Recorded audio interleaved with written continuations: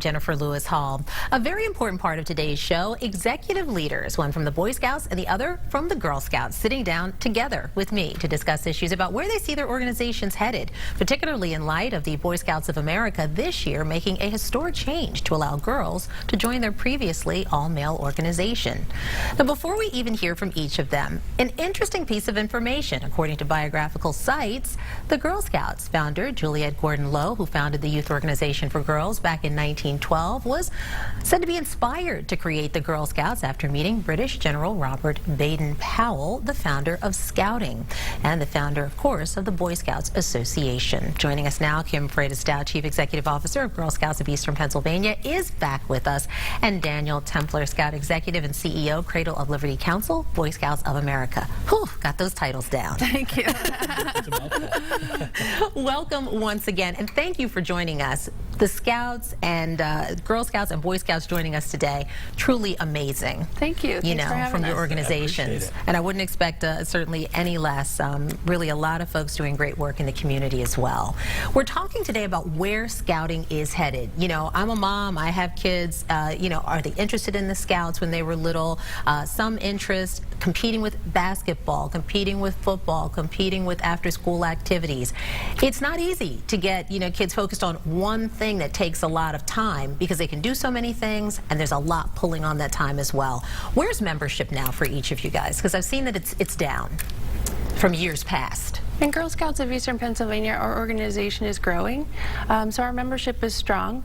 Our girls are really focused on developing as leaders, and while there's some ambiguity now because the Boy Scouts are accepting girls into Scouting, at Girl Scouts we've been clear, and we're here to focus on girls, and we're aiming to stay that way. Dan, tell me a little bit about your thoughts. I mean, it's tough to get kids, you know, to sort of focus, as we said, on one activity with so many things that they're doing, and that's a good thing. But Scouting numbers, historically, from what I've read, nationally, are down from where they were at their peak. Well, locally, in the Cradle of Liberty Council, Jennifer, we are in our third year of membership growth in the Cradle of Liberty Council, which we're very proud of, and that's all boys. So it's not impacted at all by the decision to allow girls to enter our programs this fall. So that's all boys, and that is continued growth. So we're very, very proud of that. Our programs are as strong as they've been, and kids are joining by leaps and bounds. Now, adding girls to the ranks of Cub Scouts this year, if I have that again correct, and of course Boy Scouts next year, are you assuming that those numbers will go up from there? We assume they'll go up. We don't know how much. We don't know by how much they'll go up, but we assume that there'll be some kind of increase.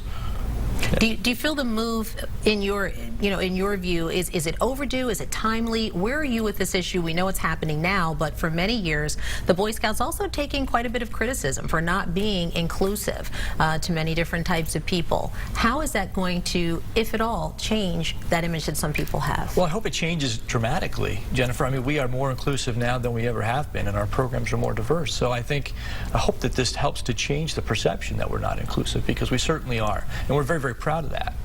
Okay, and I was going to say, Kim, you know, you've been very vocal about Girl Scouts, girl-led, yes. Girls doing great things. I'm kind of paraphrasing. Yes, there, well, but you know, a funny thing that I like to say these days is we like the girl in front of Girl Scouting so much, I like to call it the Girl Scouts.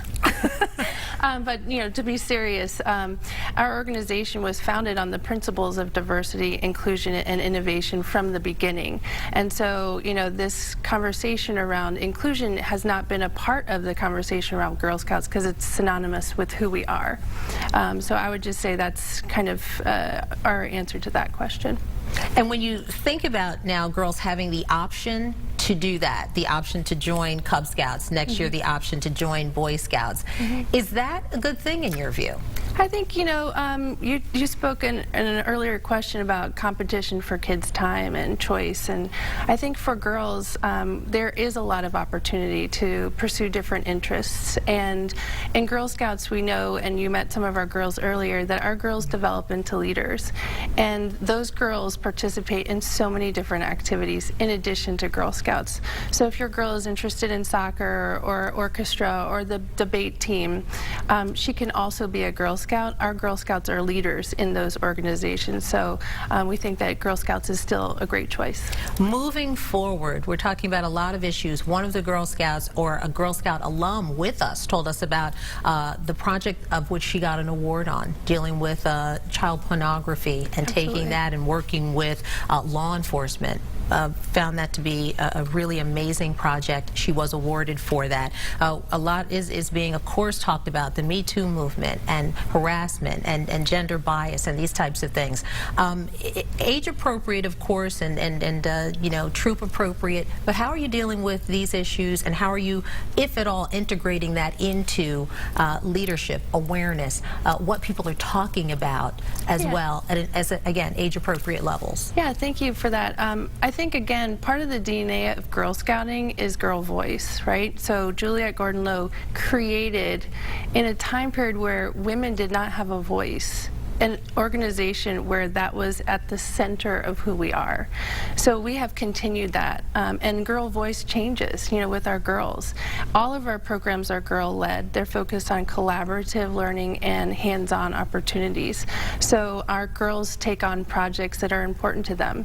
Sometimes they're controversial, but they're important to girls. And you know, we really encourage our girls to figure out how to take action to make the world a better place. Dan, same question to you. How will you, if at all, address sort of what's happening and has been happening? You know, it's not new around us, but they're contemporarily, they're seeing so much as well. Cell phones, media, hashtags. Yep. They're on social media.